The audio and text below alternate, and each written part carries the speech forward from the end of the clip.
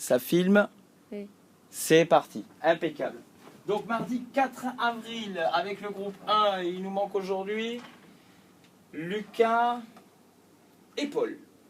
Donc aujourd'hui on a Romain et Gabi. Alors on a commencé le cours en voulant essayer de faire ce rythme-là à la croche avec une vidéo où la vitesse est à 60.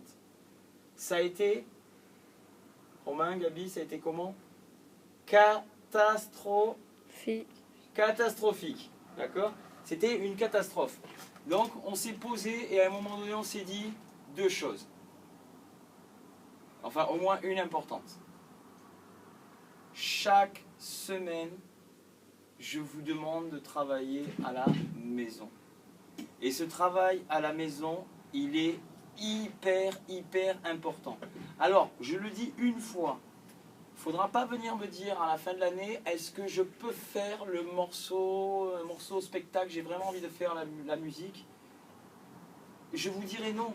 Je vous dirai non. Tant que vous travaillez comme ça, je vous dirai non. Parce que je viens de vous expliquer qu'est-ce qu'il fallait être capable au minimum de faire, savoir jouer pour pouvoir faire le spectacle devant du public. Et là, on est très loin du compte. Donc, je vais reprendre un petit peu, resserrer un petit peu les boulons.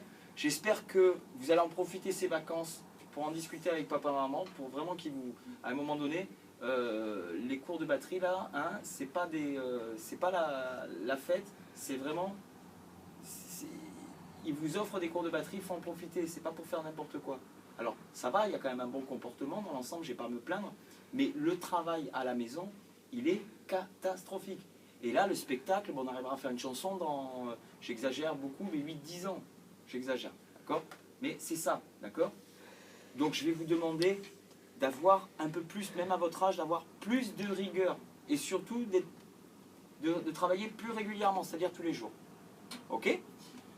Donc, à partir d'aujourd'hui, et ça je veux que ce soit fait tous les jours, et je le verrai, de toute façon, si vous ne le faites pas, on n'arrivera pas à l'objectif qu'on s'est donné, et on sera tous les trois perdants. Enfin, pas moi je sais le faire. D'accord? Mais vous êtes venus l'apprendre. Donc ce rythme-là, je veux à partir d'aujourd'hui que vous le travailliez de cette manière. C'est-à-dire, le truc le plus important, c'est de compter à voix haute le temps et le contre-temps. Pourquoi? Parce que j'ai remarqué que vous déplacez, que vous savez où c'est qu'il faut placer la grosse caisse 1 et la grosse caisse 2. Il faut la placer sur le temps 1 et le temps 3.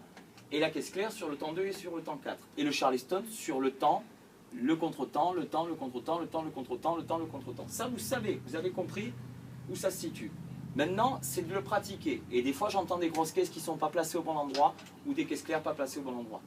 Donc, deux choses pour le travailler. Soit, vous commencez tout simplement déjà par vous échauffer avec les charlets.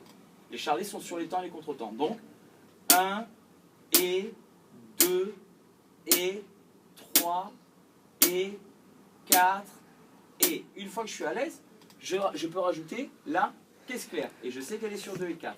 Donc, quand je vais chanter 2 et 4 à haute voix, il va falloir que je rajoute la caisse claire à la main gauche. 1 et 2 et 3 et 4 et. Et pour finir, je vais placer sur le temps 1 et sur le temps 3 la grosse caisse. Donc pareil, quand je vais compter du coup à haute voix, il va falloir que je rajoute cette grosse caisse. 3 et 4 et 1 et 2 et 3 et 4, je le recommence, et 1 et 2 et 3 et 4 et. Ça marche? Voilà, je veux que vous le fassiez pas plus vite que ça. Mais pourquoi je veux que vous le fassiez tous les jours? Parce qu'à un moment donné, ça va devenir quelque chose d'instinctif, ça va devenir un réflexe, et vous n'aurez justement plus à penser, vous ne vous tromperez plus sur la grosse caisse ou la caisse claire, et on pourra vraiment le faire avec le métronome, et après s'amuser, vraiment s'éclater sur des morceaux de musique, pour pouvoir ensuite mettre les breaks. Sans ce travail-là, on ne peut, les enfants, rien faire du je vous l'assure.